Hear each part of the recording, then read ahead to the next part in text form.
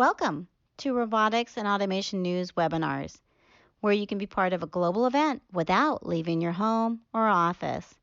Attend our live webinars and communicate directly with influential professionals in your industry.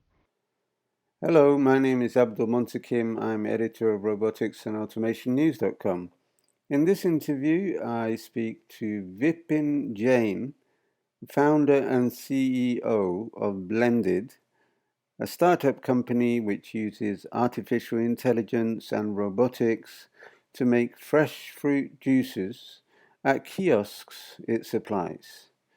Blendid is probably the only company in this entirely new market, and Vipin explains how he and his colleagues brought their idea to fruition, as it were. Hello, Abdul. It's good to be here. My name is Vipin Jain, Vipin Jain. Uh, I'm the co-founder and CEO of Blendid, and I started this company about 5 to 6 years ago in 2015 with my co-founders, and we had a simple mission.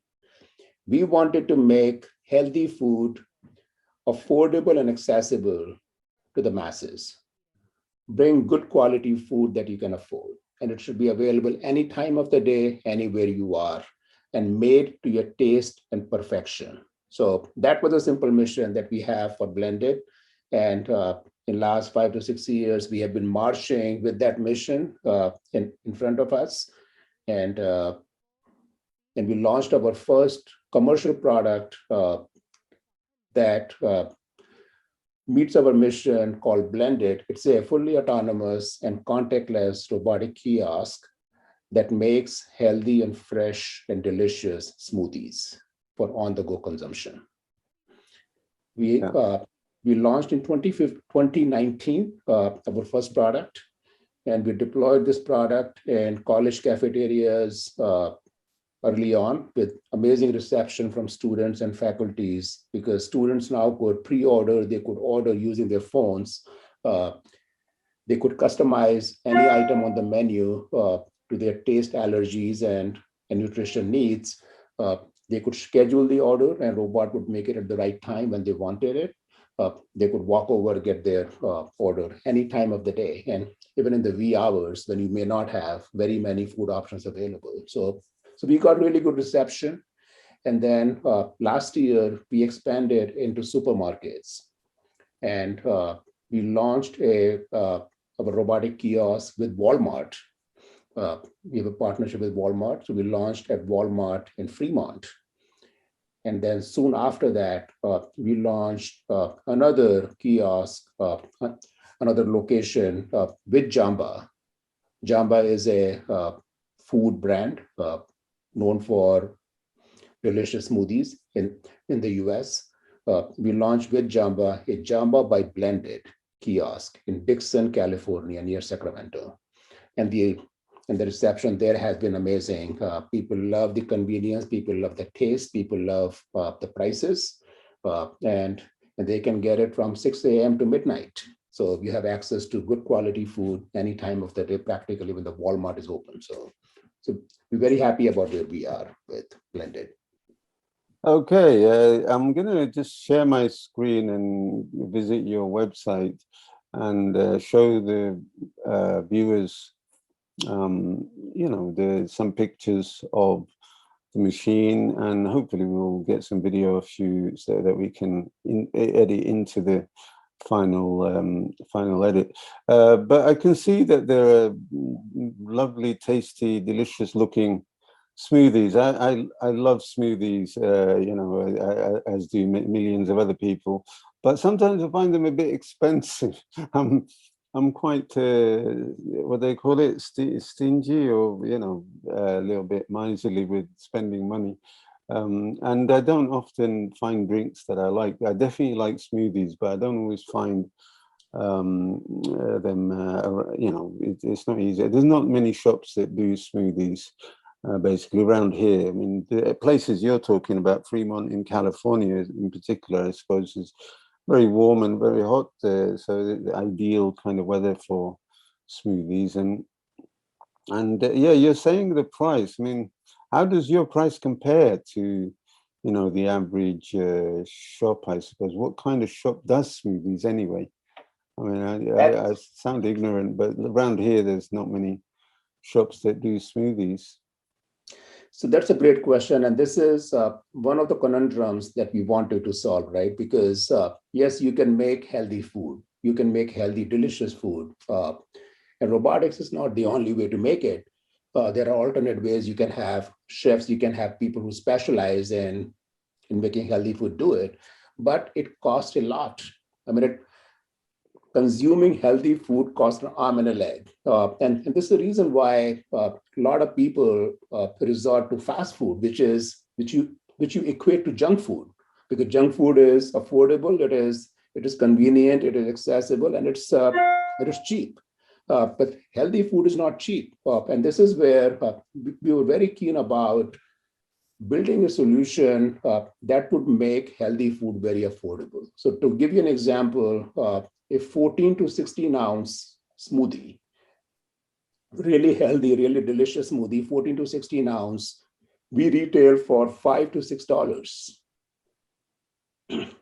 If you go to a traditional place, you will probably pay $8 to $9 for a similar smoothie.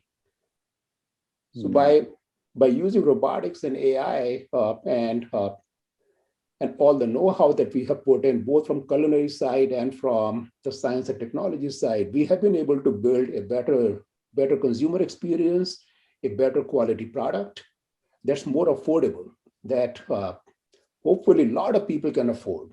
I mean, you can spend $5 for a delicious smoothie. That can be even your breakfast option, that can be a lunch option with good protein, good fiber, good probiotics, enough calories that will sustain you through the day. So this is where we are. We position the product that it's not about robotic automation. It is about making healthy food affordable, accessible. And robotics and AI is the enabler. This is what we are using to bring that experience and that capability in the marketplace. So essentially what we're talking about, the reason why it's cheaper than other places is because the human element of the preparation of the smoothie is replaced. The human element is replaced by the automation technology, the robots and the other aspects of it. I suppose that would be one of the big factors in saving money. But I'm just gonna, I see this play button on your website. Let me see what that does. If we can, I'll try and mute it if possible. And let's have a look at the machine. Yeah, the sound is. This is a 1 minute really good overview video with audio. So I think this. Yeah, let me just get rid of the audio, and explain this. And if you play the audio, you will see the story behind it because it will walk you through. Yeah. All right. Okay. In that case, I'll play the whole video with audio. Okay, so I found your video on your website. Let's play this and hear the sound as well, and we'll talk about it afterwards. Meet Blendid, an automated solution to consumers' need for healthy on-the-go eating. Designed for your body to function at its best. Fresh on demand. Let's try one. Sarah here customizes her blend based on her unique taste and health preferences. It notes Sarah's custom blend and makes precise adjustments. Whole fruits, vegetables, seeds, powders, and juices. Able to be configured into hundreds of delicious combinations. All while multitasking Ben's banana coffee caffeine hit and Dan's antioxidant-rich protein boost. Including Ava, who ordered ahead on the app.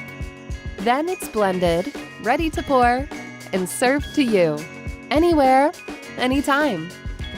And now, Blendid's AI engine knows Sarah's, and Dan's, and Ben's, and Ava's individual preferences, so that each blend is crafted specially for them and optimized every time they're back at Blendid. Real food, artificial intelligence.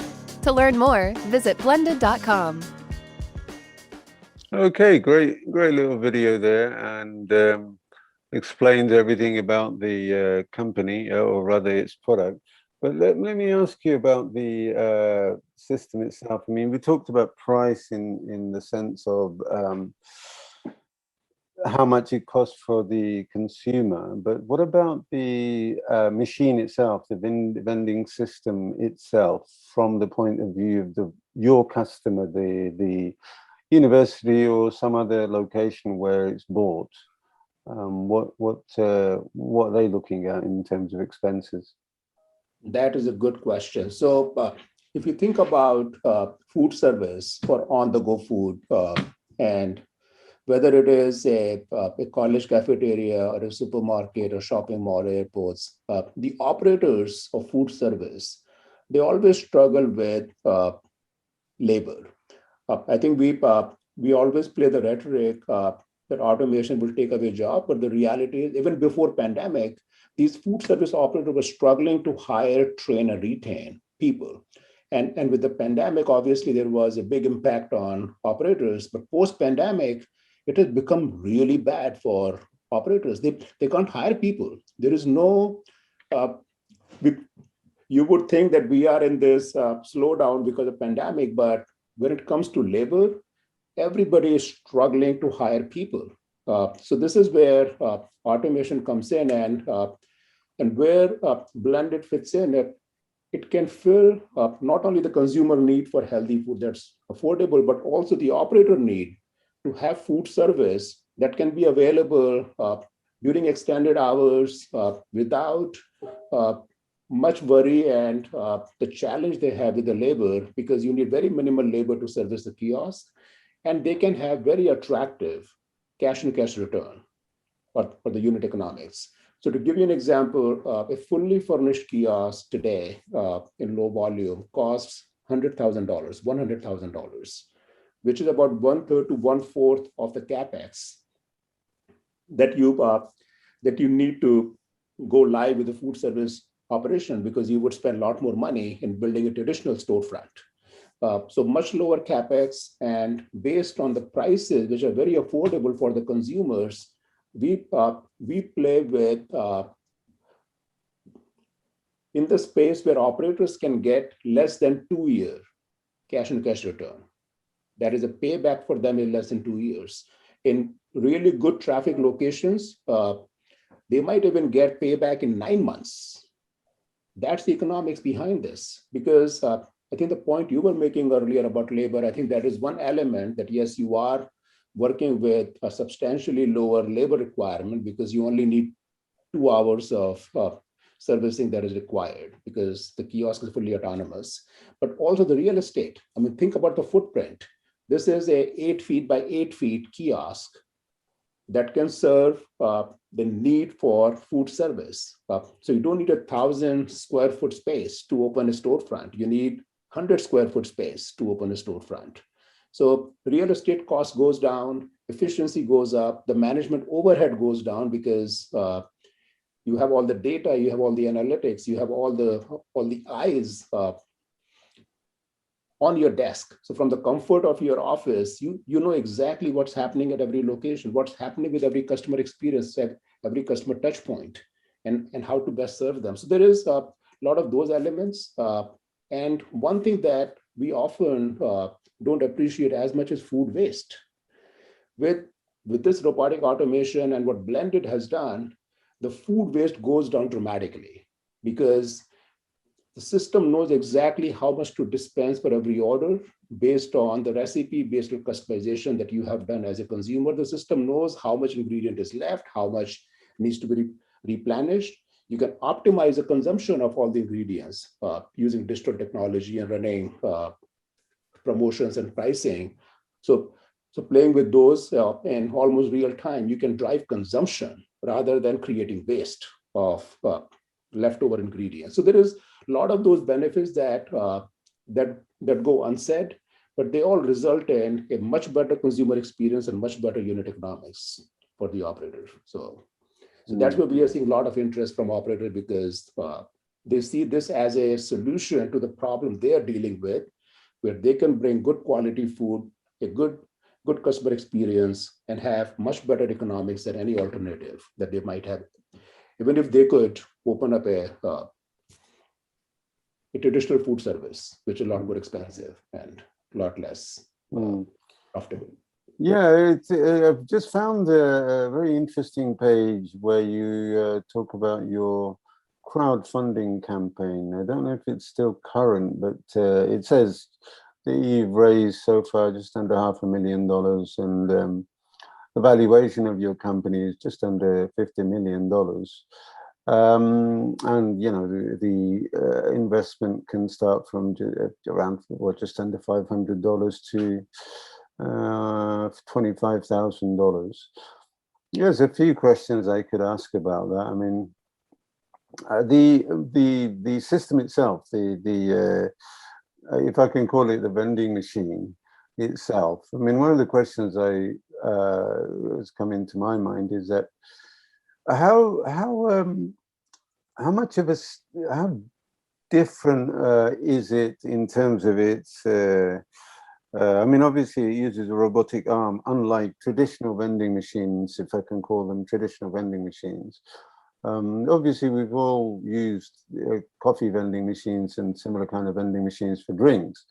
But why use a robot? Why is there a particular reason to use a robotic arm? Isn't it easier to do something that's all internally automated, if I can call it that, like a coffee machine where you don't really see moving parts? You just put the cup there and it sort of mixes everything inside and dispenses it through a nozzle at the front, and that's the only thing you see, the nozzle at the front. Why do it like this? Is it a gimmick thing, or is it necessary? Is it technically capable of doing things that the other type of vending machine can't do? And we'll talk about other things in a minute, but let's talk about that first. That's a good question.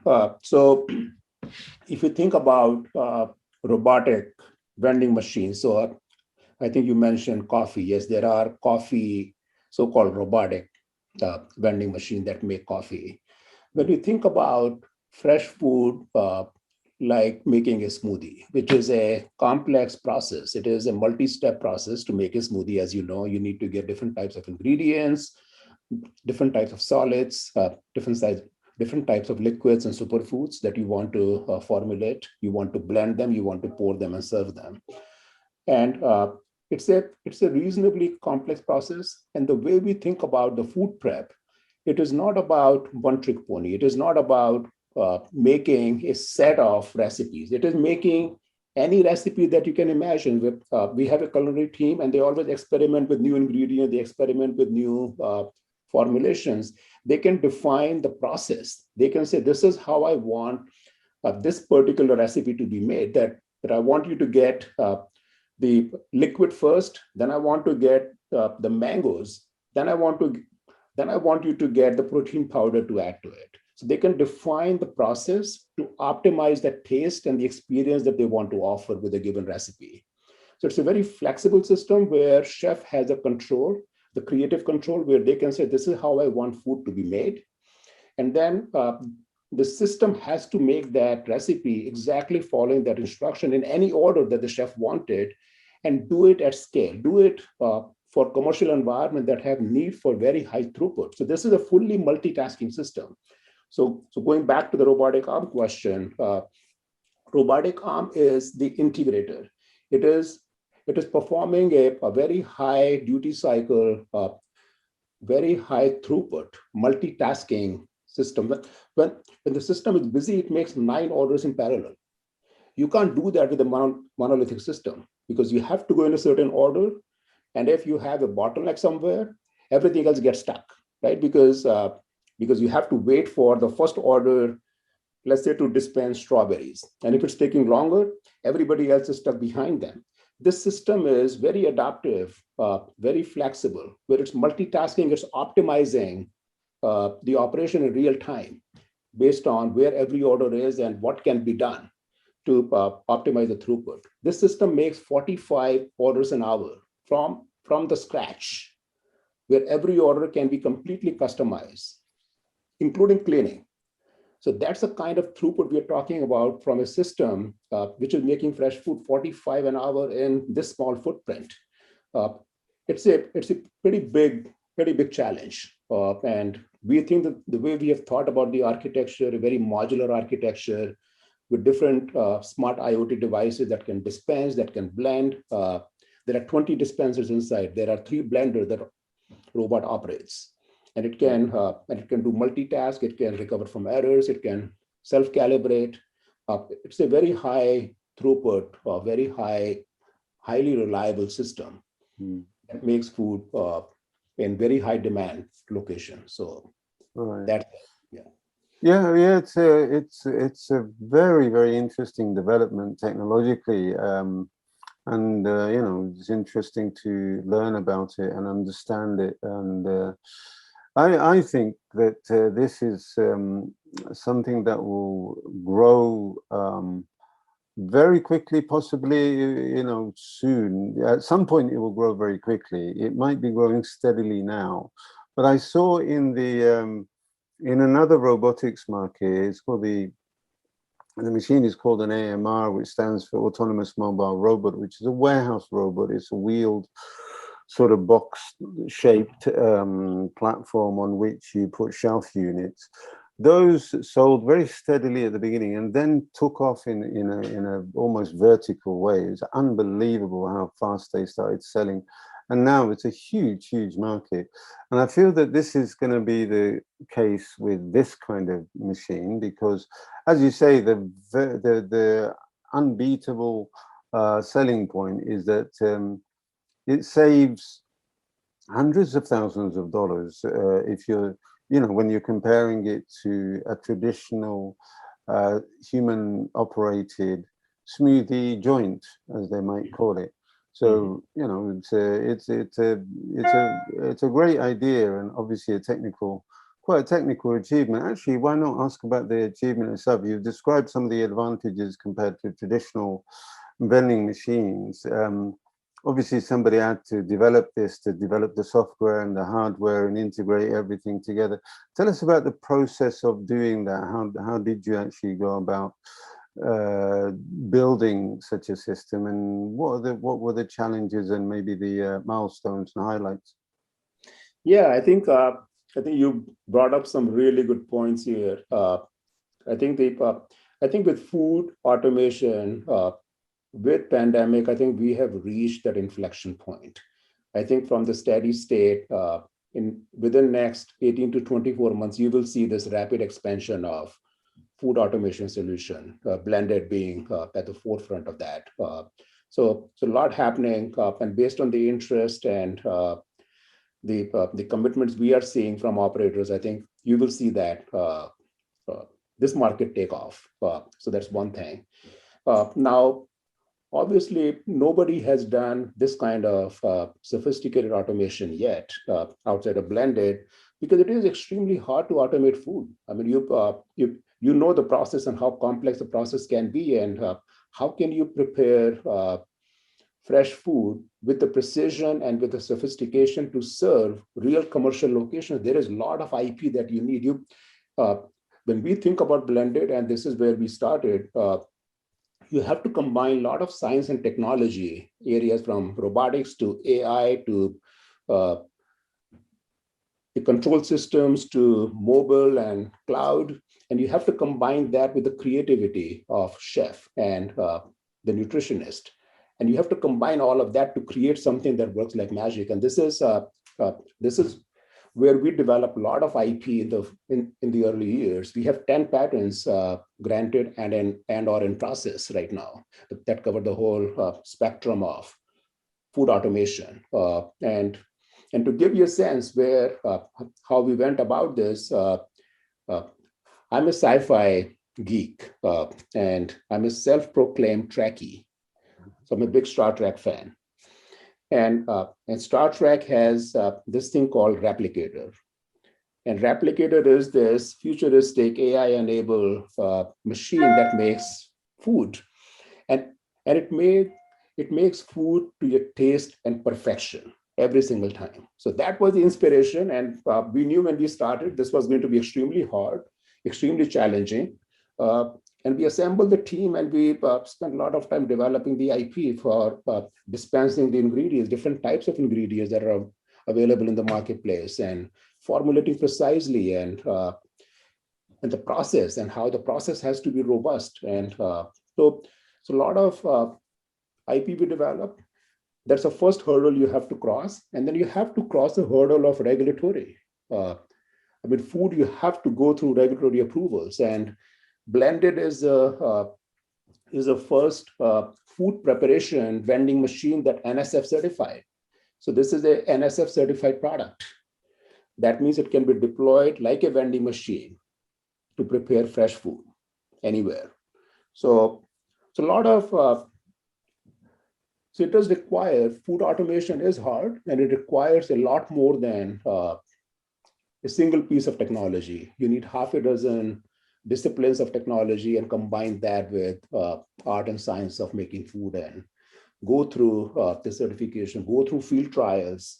There are so many things you learn in the field, and things that you can never replicate in the lab.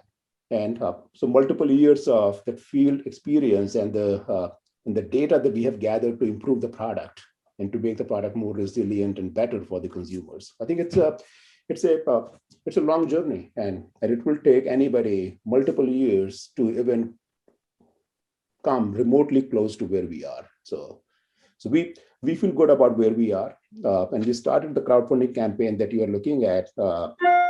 It's more like an experiment for us to see if we could raise some money using crowdfunding, not so much for raising capital, but also to get these investors who could be our evangelist. Think about a vehicle that will give you investors and consumers and your brand ambassadors, because now we are getting these people who are investing all over the country.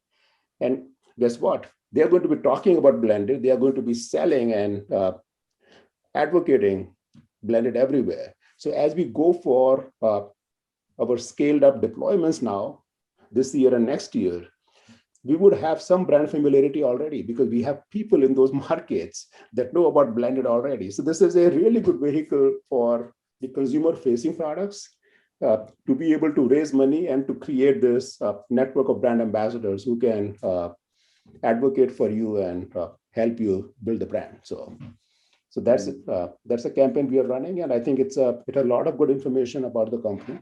So we encourage everybody to go and read, and if you want to be part of this future, then go ahead and invest. You can invest anywhere from $500 to, there is no upper limit. Upper limit is defined by SEC as to how much you can invest in a crowdfunding campaign, but it's a good investment, right? So.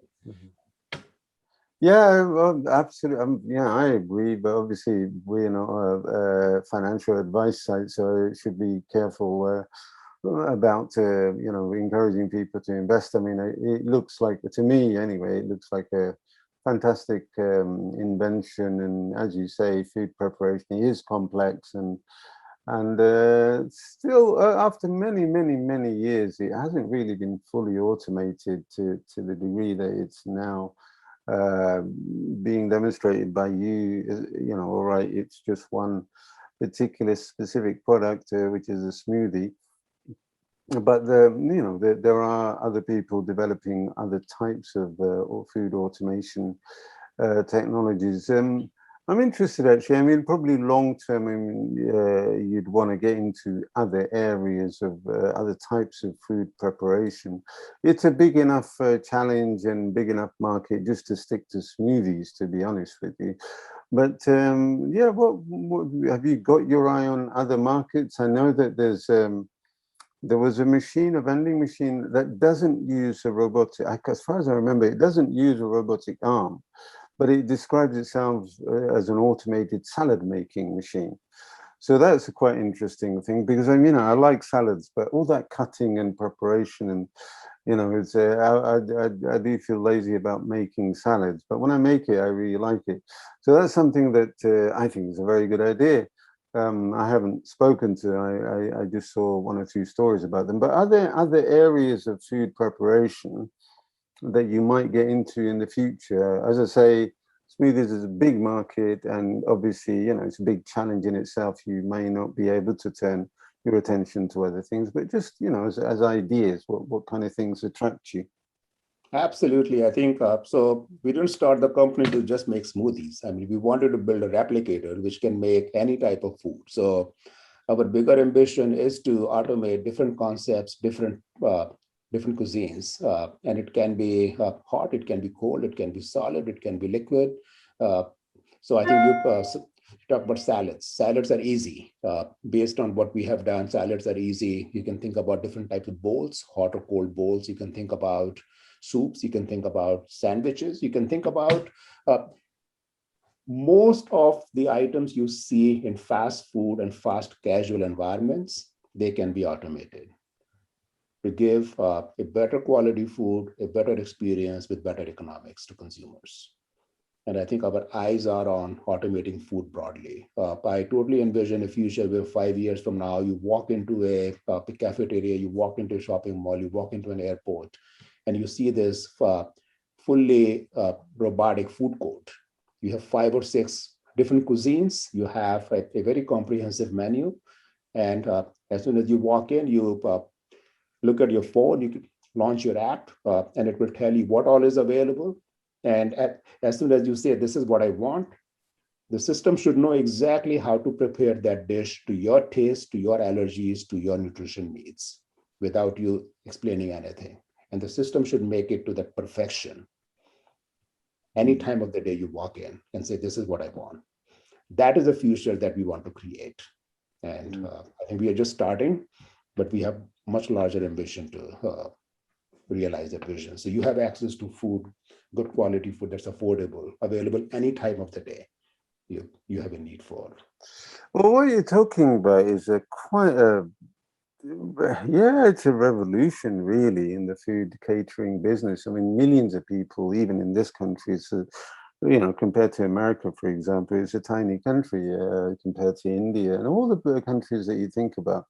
Millions upon millions of people are employed in the food catering business, and they're suffering now as a result of the pandemic. But even without the pandemic, it's never really been a highly paid job to work in those places. And now with automation, I mean, we don't really dwell on these kind of social issues, if I can call them that, but they are looking at a fairly big, serious threat, if I can use that word, to their jobs, because these kind of machines, automated restaurants.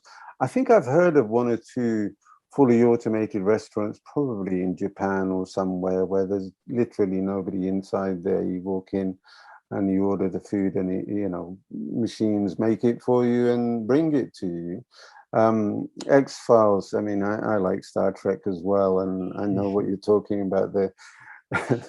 The Star Trek microwave, I think sometimes it's called. But recently, there was a year ago or a couple of years ago, X-Files did a episode all about robotics and automation, and there was a scene where both Mulder and Scully go into a restaurant where there's absolutely nobody in there, and they order their food on the app on their phone, and they receive it through the counter somehow, and they never really see a human being. And I think at one point Mulder goes into the back of the restaurant, what would have been the kitchen, and he sees robots preparing food, robotic arms and other types of robots, I think. So we are looking at that really, aren't we? I mean, there are stores, retail stores. I think Amazon has demonstrated one or two humanless or completely automated retail stores that sell a variety of different goods. Food, restaurant business, maybe like you say, you're probably, as far as I know, you're the only one doing this kind of vending machine. There are one or two other vending machines that are robotic and new style.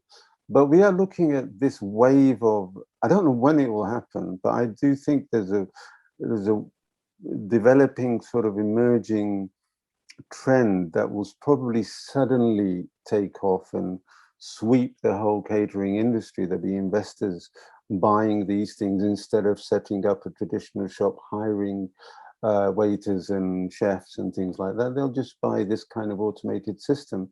So yeah, we are looking at a quite fundamental change in that kind of industry. And you have done obviously quite a lot of research. I'm actually surprised looking at your page that you've raised $500,000, which isn't really a lot, if you don't mind me saying, considering what the potential is of this system. Is this page relatively new? I know it says previously crowdfunded to the tune of $421,000.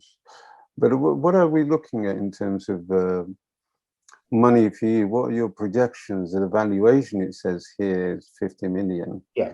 But what are you looking at in terms of turnover per year over the next few years, for example, or any numbers that you can give to allow us to gauge the size of your business? Yeah, I think our goal is to deploy thousands of these fully autonomous robotic kiosks in the next few years. Now, obviously, this is doing food automation and robotics is the barrier to entry is very high. You need capital, you need sophistication, you need technology, you need a lot of elements to make it work. And this is the journey we have been on. We have raised institutional money. We will be raising more institutional money moving forward. I think this was more of an experiment for us to see if we could start seeding the market with investors and evangelists and brand ambassadors for the company. Our goal with this campaign is to raise up to 2 million. So not a large amount of money because again, we have a lot of institutional investors who we want to bring in as we move forward and scale up. So 2 million, this is a few weeks old campaign. So I think what you see here is pretty impressive. I think this is one of the best performing campaigns on any of the crowdfunding platforms, Reg CF, Regulation CF campaign. So our goal is to only raise 2 million on this and then raise more money as we move forward from institutional investors. So we also are working with the mindset that we want to scale the business to a point where we can be profitable, not in too distant a future, with a very attractive top line and the cash flow that it will generate. Because look at our business model, right? So our business model is a licensing model where we are selling you the hardware. Now, we don't make any money upfront right now on hardware. So you as an operator, that's a CapEx for you. So you buy the hardware, you operate it, do daily servicing, and you pay us royalty or licensing fee on every order that is made. That's 20%, isn't it? I saw further down, yeah. Yeah, and so it's a very attractive business model, highly profitable, very high gross margin royalty revenue that we get. So for us to get to cash flow break even at a good growth rate is very, very achievable in the next 2 to 3 years. So that's the road we are on. And based on the interest we are seeing right now, I think you will see, so we talked about early on that we are at that inflection point. And I think you will see this market really take off in next 2 years. Now, the labor, I think we always talk about how this will displace people. This is always the concern we have had we had this with agriculture revolution, we had this with industrial revolution. This is what we talk about with robotics. I think the reality is, what I believe in strongly is that human capital is too precious to waste on repetitive, mundane tasks. And there's this whole on-the-go food preparing that is a very repetitive task. We should not be wasting human capital on that. Now, there are a lot of jobs that this kind of automation creates for which you don't need a college degree. Those jobs can be performed with simple training. If you have the motivation to learn a little bit, you can do those jobs and have a better living, to make better money, to have a better job, which is not backbreaking. So this is where I think we as a society, we as the policymakers, we as the private enterprises, I think we have to collaborate and drive the transition in this 21st century to create these better jobs, higher paying jobs with or without college degree. So we can use a human capital to take on more ambitious endeavors rather than doing the same mundane thing that we have been doing for the last century. That is such a waste of human capital. There's so many avenues to pursue. So this is where I think we are hoping that this transition will enable us to move forward rather than pulling us back into the comfort zone. So, excuse me, I'm gonna have to edit that one out. But yeah, it's a potentially a fantastic market and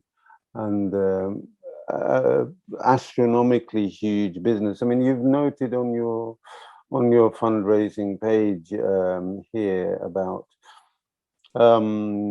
it's an addressable market of more than $300 billion. And your company has already served, your machines have already served 40,000 smoothies. And you say it's a few months ago, so you probably already surpassed that. You've probably surpassed that for quite considerably. And you've also highlighted your partnerships, as you mentioned earlier, with Walmart here and Jamba here. So I mean, it's a great thing that you've done, great innovation and great business. I mean, that's a wonderful thing. And how did you sort of get into this? What made you think of it? How did it? I know you've got your sort of a story here, but why don't you tell us? I mean, you've got our journey began in 2015, 3 co-founders, you and your colleagues. But what made you think of these things, and how did the original idea come about? And why do you think it hasn't happened before? Yeah, so I think so the origin, because we all worked together in our previous lives, and we are all foodie, so we always go out for food and we try different things. And at Barnes & Noble, when we're working together, we're talking about startup ideas, and the motivation is different for different people, right? So we all came together. My motivation was I wanted access to food that is prepared to my taste and perfection anytime, anywhere. So this is the replicator, right? So I wanted to build a replicator. And my co-founders were equally passionate about food for different reasons. And we said, yeah, let's see if we can build a replicator to automate food prep. So you can get what you want any time of the day. And you can also use it to preserve the memories and recipes that you might like from your mom and grandma. And now you have a way to not only store those recipes, but replicate, but be able to reproduce those recipes to how they should be made. So that's how we came together and we started the company. Early on, it was more of a science experiment for us because we didn't know if we could build a replicator, right? So that was just a semblance of an idea with the hand drawing. We said, this is what the replicator should look like and feel like. And obviously we can't make everything. Let's pick a category that we want to start with. And smoothies was very natural for multiple reasons. So this is how we started. And in 6 to 7 months, I think we had done enough experimentation with robotics and AI that we said, okay, this is doable. We can build a replicator that will look and feel like this, that can automate food and do it better than any alternative. So that was a journey. And I think why nobody has done it, because it is very hard. Automating food is really hard, both from technology perspective, from art and science of food preparation, and how you combine the creative side of chefs with automation, and how you combine that with all the retail experience you need to have to build a solid business with a solid business model and go through systematically and establish a footprint. And since we came from the product world, we knew what it takes to build highly complex products and how to navigate all the unknowns. So I think we were able to do it better than many companies who have tried to automate. And I think that the sky is the limit. I think with food is such a necessary thing. We have to consume 3 times a day. And I think doing something which makes it better and makes it affordable and makes us happier during the day, I think it's a fantastic endeavor. So you say the sky is the limit. I know what you mean. I absolutely agree with you. But the funny thing is, in this line of business, in robotics and automation, sometimes it occurs to me that sky is not actually the limit, because we've already talked about space, right? We've already yes, talked about yes, you're right. Yeah, you have to go beyond where no one has gone before. Yeah, So absolutely. that, Yeah, you can see these kind of things on space stations, and I mean, they're increasingly commercializing space. And yeah, I know it sounds like crazy, but there are crazy things happening now. I think Jeff Bezos and somebody else is about to yeah, launch themselves into space. So yeah, they're very keen on commercializing space. The idea, all these science fiction films that talk about I don't know, spacecraft sort of mining asteroids and moving things, and yeah, they'll need obviously people, and they'll need something to prepare food for them, and this kind of thing. Sounds yeah. crazy, but it's not actually that far. It could be in our lifetime, those kind of things. I think you should be able to make food from pure energy. I think you should be able to Now you're going on a you're going to a place where you'd lose me there. That you're talking about quantum level, subatomic level, yeah, reconstituting things. exactly. But why can't you build everything from the scratch, from the basic building block, and just build exactly what you want to build, whatever it might be? This is where I talk about that human capital is too precious. I think we have to really think beyond what we have done for the past century. We have to step forward, and we have to create the environment for this innovation where people can be trained, people can be deployed, people can focus on more creative endeavors. I mean, we are such a tiny speck in this whole spectrum. We have to really push. And so this is anyway, I mean, I can go on and on. No, I love, look, yeah, it's absolutely fascinating, as you know, and I share your fascination, as do millions of other people. I mean, everybody loves Star Trek. I don't know who doesn't, and that kind of thing. Whereas, I'm a physics major, so obviously I love everything that happens in yeah. Well, there you go. You would know better the than cosmos. certainly a Yeah, lot of people, especially me, how the fundamental building blocks of food can be manipulated, and the principle of that Star Trek replicator, or as you call it, or the microwave, as some people call it. Yeah, you understand the basics, and a lot of people are increasingly learning about things like that. And yeah, why not? It'd be very, very, very interesting to see things like that being developed, and absolutely fascinating. And it's just enough that people are thinking about those kind of things in a realistic way. It's not just airy fairy fantasy kind of sci-fi. It's actually theoretically possible. yeah, It's just a question of applying that knowledge, scientific knowledge, to actual products, hardware and software and things like that, and it could be done, and you're kind of in almost taking the first step towards it. You never know, in 10 years time you might actually be building what you're describing, and I'd love to be around to see it, at least, if not maybe even talk to you, who knows. yeah, But yeah, absolutely. I think, yeah. So there is so much to look forward to in our lifetime. And yeah, it's very interesting that your locations. I'm on this locations page because I just wanted to make the point that you're in California, which is a very forward-looking state. A lot of people know California for being a little bit hippie, a little bit, left wing, or a little bit sort of progressive. And those kind of areas that you have locations, and they're near Silicon. I don't know where Silicon Valley is. I think it's in San Francisco or somewhere. But that around there is very techie sort of thing, and they'd love this kind of thing. So I'm not surprised that you have had very enthusiastic reception to these things. So I hope you can expand out from there. And yeah, I'd love to hear from you again in a year's time, because I think it will probably move quite fast for you. In a year or two, it'll be a much bigger company, I imagine. So I'd love to talk to you again. But in the meantime, thank you very much. I'm mindful of the time. So thank you very much for your time and your insights and for talking to me today. Very nice to talk to you, Abdul. And yeah, I will ask my team to send you more assets, and looking forward to your posting. Yeah. Yeah, it'd be within a week. Is there something that you wanted to mention that I didn't ask about?